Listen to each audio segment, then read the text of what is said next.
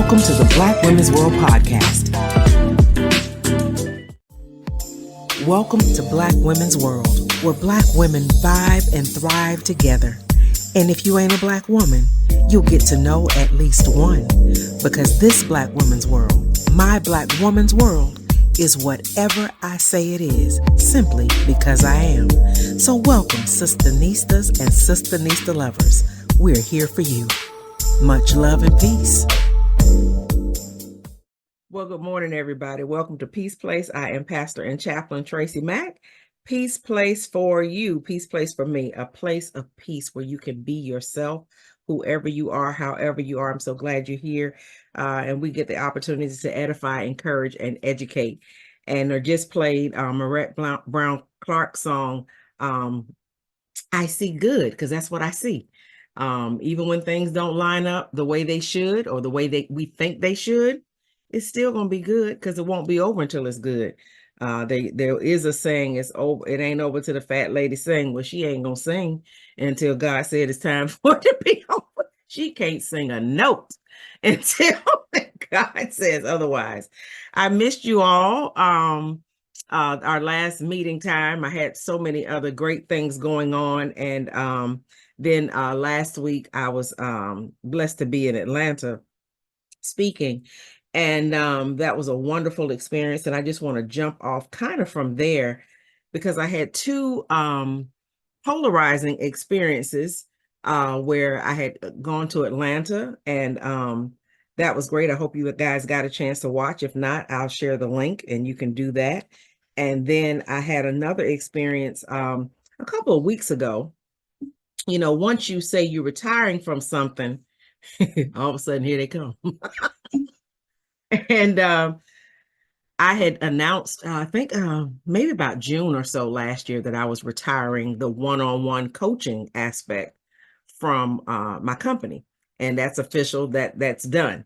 But one thing is you can't ever stop doing the tenets of coaching, which is active listening and helping people hear themselves.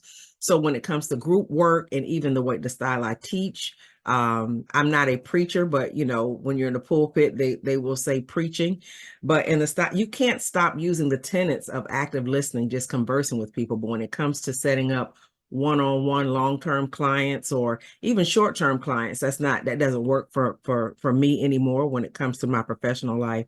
And so I retired that. And the polarizing experience was the outstanding, and I have to give Bishop D.E. Polk and Brandy Polk their props, and I will do so publicly as we continue to talk about this. But the polarizing was all the love and support, and hopefully Owen can share when we have our Peace Place time to talk, that we experienced with people we met over 30 years ago, but we had not been in connection for a long time. And so then the opposite experience, like I said, polarizing experience, was when I was asked to mentor new coaches and people that are entering into the consulting and coaching. And you know, I'm just going to be perfectly honest with you. Sometimes when you say you have retired something, people will say, okay, well, can you help us now? Because you're not doing it for profit or for money anymore. Well, I have another take on that. Because I have retired, if I have to come out of retirement, it's going to cost you more because I have laid that down. And but then Dr. Patrice Berry, she's an excellent storyteller, and she's the one, if you ever hear me say we're wired for narrative, when you tell a story, it just some kind of way in our human construct, it just builds up a story in somebody else. And when you get finished telling your story, just like when we do Peace Place and I go into a monologue and then we open the floor for conversation, each one in here, no matter how many people we have, here's something different. And we begin to share our own story and our own feedback. And we are wired for narrative. But something she shared the other week when it comes to mentorship and mentees is people look at that relationship like a mentee looks at someone they admire and they choose that person. I want you to mentor me through this. Either you've experienced it in business, professional, or you may have a working knowledge, or you may be a subject matter expert about that thing. And I choose you Well, she put a very good spin on it. And I don't know if it's because of age or just time or business or whatever. But in actuality, the mentor chooses the mentee. The mentor chooses the mentee that say, I see something in this person that I want to walk with them and help them overcome some of the challenges or learn, get on a faster track than I was on. And so when I was asked to mentor this group, I said it's a one-time thing because y'all, want something free, which it's not really about the money. It's the level of investment in oneself. If you're willing to invest in yourself, and most mentor-mentee relationships, you don't do for pay for the most part. So it's just that I was looking for, are you going to invest in this? Or like my dad used to say, what are you going to do with my information? You're going to ask me for these things. Now, what are you going to do with the information? How can I hold you accountable to what I've shared with you? And so some people may say, well, TracyMac is only going to take 15 minutes. Well, that 15 minutes that I can give you nuggets to help you make a lot of money or help you grow your business or sell a lot of books or whatever, it took me 20 years and about $40,000 in different certifications to get that information to tell you in 15 minutes.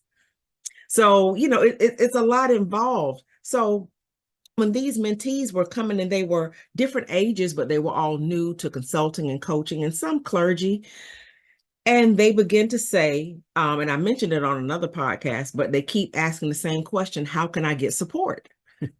And the first time I told them, I said, don't even look for it.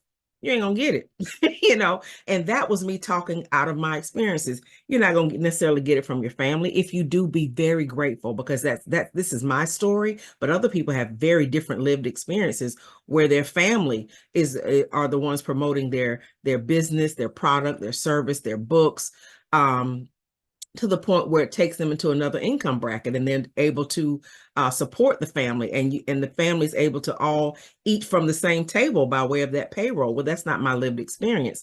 And so when I said it the first time, it wasn't out of a place of meanness. It was, I wanted to kind of snap them into reality that don't even try to get it. Look for your support elsewhere. And then I sat with that thing, because when I met with them again and I thought about it, and I said, you know what if it is different for them? Instead of me using my lived experience to trying to toughen them up, which you have to use that too. But where's the balance here, Tracy? Is there any way support can be taught? And I want to speak today from the premise of, what does support look like? And it looks a lot different for different people, different industries, different races of people. And I can only talk about my experience as a Black woman. But when I was doing in the grind, and there's a couple people on here who maybe not know me from the beginning of coaching, but I hired coaches across the years. So I invested in coaching, even podcasts. Before I set up this podcast, I went and got a podcast coach. Why go through the bumps and you have to pay for it? Some people want to, sneak, get those relationship tips or those professional tips on the sneak without investing, and they wonder why they're not able to turn over revenue or either convert from talking on social media to converting into clients, whether they be paid or just to grow, whatever. And so there was a time, Allison Bird has been a coach of mine. I did some things with Lisa Sasevich, Lisa Nichols. Dr. Baines has been a mentor of mine. And so I'm not talking about something I'm not willing to do. Every single of the 7 certifications I have, I paid for. It wasn't beneficial for me to go back and get a master's at that time, because what I was doing required certifications. So instead of me going back to get a master's degree, I sat in those certifications and kept leveling up. And then I was able to get my foot in the door based on the certifications that many of them I still use now: family and workplace conflict resolution, mental health first aid, youth and adult, and of course my coaching certifications. So I began to think about back in the day, how much I used to grind. Oh my goodness. Whether it be sales funnels, drip campaigns. Those are techniques that you use, or whether it be an ecosystem, building a business ecosystem. And if for those of you that may not know, I don't want to insult your intelligence, but I do want to make sure we're on the same page. When you talk about a sales funnel and a drip campaign or keeping an ecosystem, think about Apple products, how Apple they came in with a phone, then you could buy the watch, then you have the iPad, then you got the MacBook, now you got earbuds, then you have all kind of different devices that you have to go to Apple to get. They drew you in with a phone and keep you in with all the other products and services and a charger that you have to get. You can buy a bootleg charger off Amazon, but it may not charge right. It may not do this right. So sometimes it's best for people to get their Apple products directly from the company, but they built an ecosystem that keeps you having to go to them. You cannot use an Android product for an Apple, but Android's ecosystem is much more user-friendly because there are a lot of different companies that make an Android type phone. So if that gives you an idea, but what a ecosystem does, for me, it started out when Lisa Nichols said you can sell 17 different products by just writing a book. And so I never intended on being an author. I met author Tracy Hickman. She was my college roommate and my high school friend. And she was like, Tracy, you can write a book. She said, I can't, I'm not a self-help person, but I will give you my Rolodex. That's how long ago it was. I'll give you my Rolodex to everybody who I use. And I said, oh my God, thank you so much. I said, I don't know what to say. I said, I tell you what, I won't name drop and say that you sent it. She said, you better. When you call, you better use my name. And so she gave me all of her people, and that's what I do. I will give you the resources that were given to me, but I'm not going to hold your hand, and you can't expect everybody to do favors and all this kind of stuff, because investment is about the return. You get in, you get out of it what you put into it. And so, but when Lisa Nichols said books, I said, okay, I'm not an author. I've got some things I've written. And so that's when the first book and the second book, because books turn into workshops, workshops turn into clients, clients turn into collaborators, collaborators turn into fellow coaches, coaches turn into firm. So I use that to get to that place. So when these younger people, and not necessarily in age, but in the length of time they've been in the profession, come and ask, what do I do when I don't get support? And I said, don't look for it the first time. But then I came back and I said, how can we teach people? Is this a teaching opportunity where we can teach people how to support one another? And it looks very different in the Black community. And most content creators, authors, speakers, even if they have a hair product or a shoe or a t-shirt business, we as Black people, we behave very differently. Our minds work different when it comes to marketing and promoting or whatever. I don't know what it is about us, but we won't click a like button for nothing. We won't go and those of you who are not familiar with social media, that is how when a person wants to have their business and they want to either apply for loans from a bank or they want to get funding, nowadays the banks want to look at, what are your social media numbers? Well, I don't know if it's a lack mentality that we have. Some people say it's a slave mentality that causes that lack mentality, that we think supporting another person takes money or food out of our mouths and hands. Is it our pride that we see our friends or whatever, and our pride says, well, I see them, but I ain't gonna like it? Or, you know, we delve into those things. So I began to ask these questions to those mentees. Is it the crabs in a barrel? And I got a different way of looking at the crabs in the barrel thing. I can't remember if it was Frederick Douglass who initially said that, and I may have the name wrong, so I'll try to correct it later on, who started the talk about, if you think about crabs in a barrel, are they really pulling each other down because they don't want to see each other rise up? Or is it because crabs in a barrel are outside of their natural element? And when they see something getting out of the barrel, they're trying to save their lives, not pull the person down to destroy them, but hoping that that person has enough strength to pull them up. You see the difference in looking at it differently? I know there's some people that, you know, want to pull you down, but for the most part, if a crab is out of the water for any length of time, it's dying. And so when it sees that another crab is climbing up, it's not trying to pull it down necessarily, it's trying to get pulled up. So sometimes just changing our perspective on how we see that. But is it the crab in the barrel mentality? Something I can say, and the reason why I can speak to it, for years of dealing with the people from diverse races, ethnicities, and all that kind of stuff, I will tell you, recently did some business with a Hispanic company, a company owned by a lady from El Salvador. And over the past couple of years, Owen and I have been dealing with a young man named Alex who owns a landscaping business. And one thing I can tell you about both of them, when I met the lady, I was talking to her about her business and one thing. But when she left me, I not only had her business cards, not only for what I was asking her to do, but she has 3 other businesses she does. And she gave me a business card for another person who does flooring, another person who does lighting, helping to put other people on. Alex, his landscaping company, when Owen said you can cut the trees back, we had to have a tree cut down. Before I knew it, he was giving us names for somebody that can do cabinetry. He gave us the names for somebody that can do painting. You understand what I'm saying? It's something, I don't know what it is about us, but can we change that so we can support one another and we know what support looks and feels like? And it doesn't necessarily have to be for a product or service. Can you support family members without feeling overwhelmed?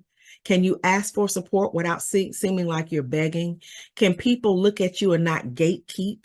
I would like to say, sometimes in my case, people will see what I do and gatekeep it. Okay, that's just the way it rolls. And there's a piece in that I'm going to bring us to. But I just begin to think how with these Hispanic companies, and then I have some Euro Americans who they're always putting each other. Hey, Trace, have you heard of my friend so and so or my book so and so? And we don't get that among our people a lot. And I think it's something. It may take a little while, and I may not see it in my lifetime, but I think it's something that we can reteach because your children are going to need it. Family, blood relatives aren't really like what it used to be back in the day. People have fewer children. People, we live farther apart. Social media has become the way that people communicate instead of face to face. How many of us drive over to grandma's house Sunday after church nowadays? Either she's not alive or doesn't live close. And then, we don't have those in times of intimacy to get to know one another in ways that we don't feel threatened, slighted, or lack of support. But it doesn't seem that way when I'm dealing with people of other races and spaces. And I say that because these people are very discouraged in their young business lives because of lack of support. Now, one thing I do is we don't put the onus on people to support us, because once a family member buy book 1, you can't make them try to buy book 2, 3, and 4. You can't try to make them come to your workshop, come to your church, buy your hair product, buy a t-shirt. They can only buy so many t-shirts, sure. But what would it take for us to try to massage that relationship to get that family member to do like Alex or the other lady and say, but this is my friend. You may only need me one time, but if you ever need so and so and so, here's some other business cards. We got 5 business cards from one person to try to put their people on. And I say that because that was it was almost it was a little sad to see them struggling. They have great products. They want great services, but they just can't get the support. And the banks are not going to give them money without a certain amount of numbers. At one time, banks wanted you to have 10,000 followers on social media or 10,000 views on YouTube or whatever. And people say, well, that's just social media. But that's what a bank or funding determines to make you legit. And if you don't have them, then your growth is stunted.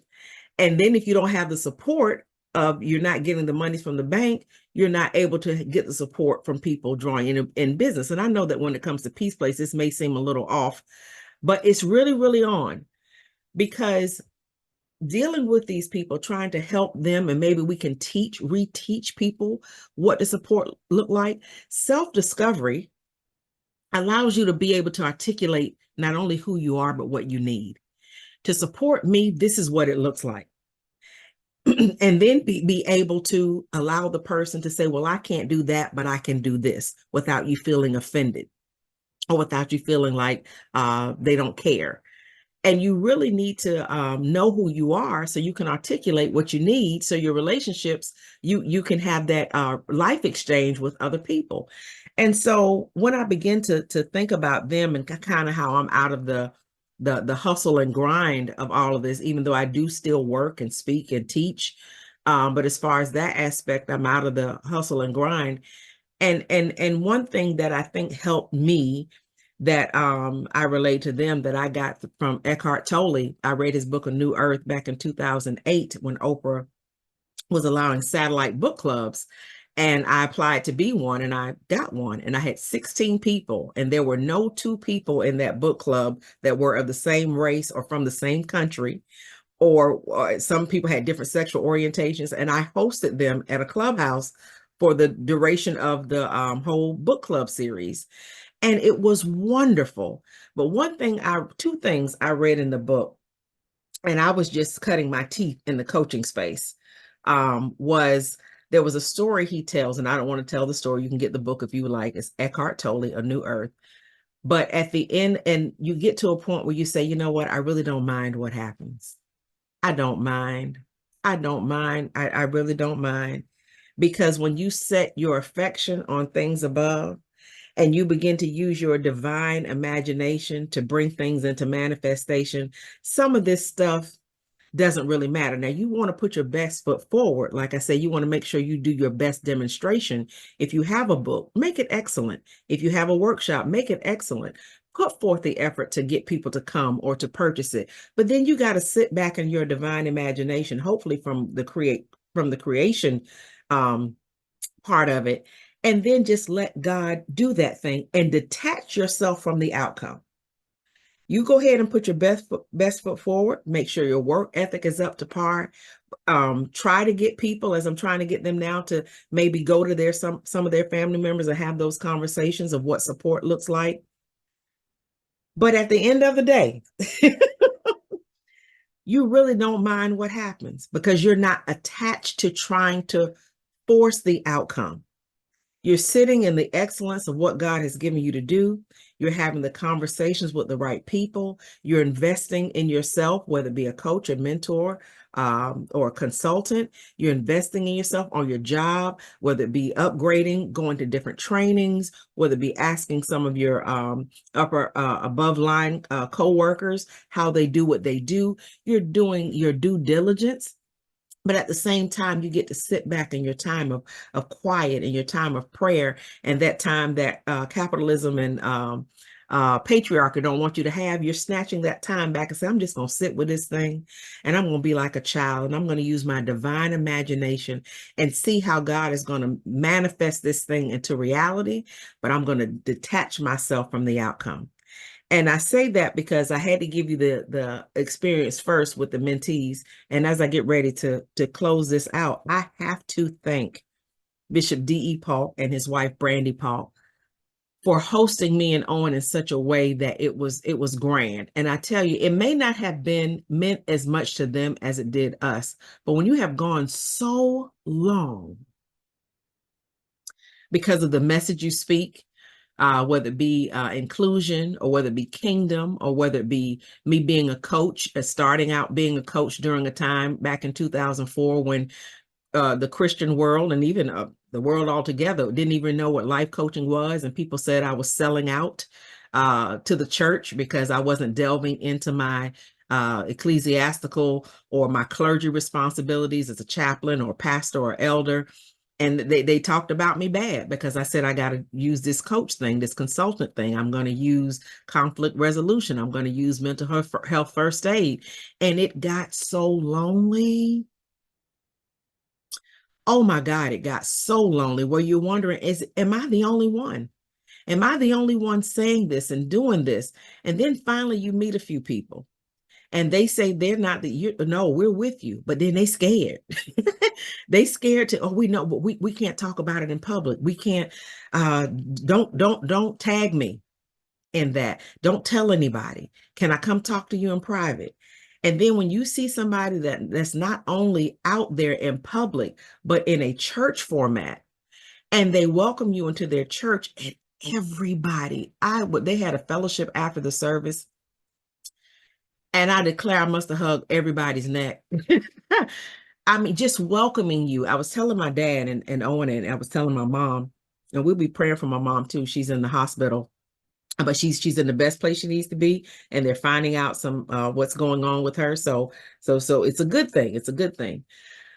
But when I just begin to think about it, I told my dad and Owen, and I said, it felt like, I don't know if any of you have ever seen the movie Antoine Fisher about the Navy, the gentleman in the Navy who goes and tries to find his birth mom after having a hellacious bout with his stepmom and being abused and all of that. And he went on a quest to go find his birth mom, who really, that wasn't a good experience, but he found his family. And at the very end of the movie, they find out they didn't know where he was either. They didn't even know he existed, some of them. And at the end, they have this big feast. And he opens these French doors and he comes in and he sees family that he did not even know he had. This, I mean, better than Thanksgiving and Christmas combined dinner laid out on this table. And they just begin to caress his face and introduce him to his family. I'm going to tell you, last Sunday for me was an Antoine Fisher moment. I had not been as welcomed in a church in about 20 years, because it's been those backdoor things I have to do at church. We'll go in the back door, sneak, and the pastor will call you in for this, or we'll talk to you on Zoom, or we'll only expose you to his leadership and all this kind of stuff. And there's more of that to come. DE already gave me Tracy, we're having a conference in October where there'll be no cameras, because some of the people coming don't want to be identified. With getting the support they need to begin to teach inclusion in their church without losing their people. So I think it's a wonderful thing. But it was that moment. And oh my God, I didn't ask him to. We swapped books. He has books that he gave me. I gave him some books. I had no idea he was going to promote my books from the pulpit. There was a QR code. Owen did the designs for those things, but they didn't have to use my my branding stuff. He didn't have to ask me to speak and to have the conversation. And I said, this is what in some cases, I haven't had support like that ever. In a few of them, but not in years have I felt so much love from people that wanted you to be there, that celebrated your message, that needed it, that they needed to hear it just as much as you needed to give it. And the synergy and the fellowship we had at their home with people from different sexual orientations and different races. It looked like the United Nations sitting around the table with colors, and it was such a wonderful experience.